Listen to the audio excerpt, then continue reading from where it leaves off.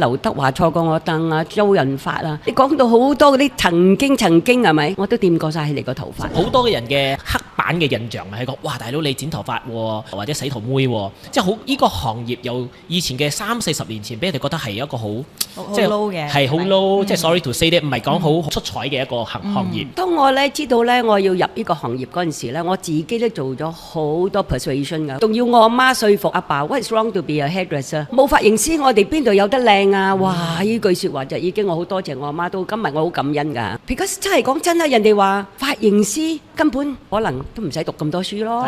哎呀，我屋企人哋家庭一定都唔係咁好個家庭，你正讀髮型㗎嘛。以前啲人啊要讀 law 啦，要做 accountant 啦，要總言之就要做好啲嘅事業。尤其是我係 belong to 嗰種家庭，我唔係話家庭差去學頭髮，係讀夠書去學頭髮。I think so big, I may start very small。尤其是我翻嚟嗰個鋪頭真係細間啊，428方尺啫。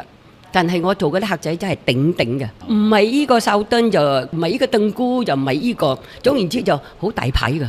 今時今日嘅全部嘅 dance street 都曾經我掂過晒好多人個頭。哇！今日我頭俾你掂過，我好開心啊！喂，好幸運啊你！真係㗎，in fact 啊，真係㗎，我諗翻起啊，我真係覺得做咩我會咁人哋講係咁把炮咁啊？幾多咩明星啊？你講咩劉德華坐過我凳啊，周潤發啊？你講到好多嗰啲曾經係咪？我都掂過晒佢哋個頭髮。我都好好奇，其實佢哋係點樣揾到你嘅？或者你去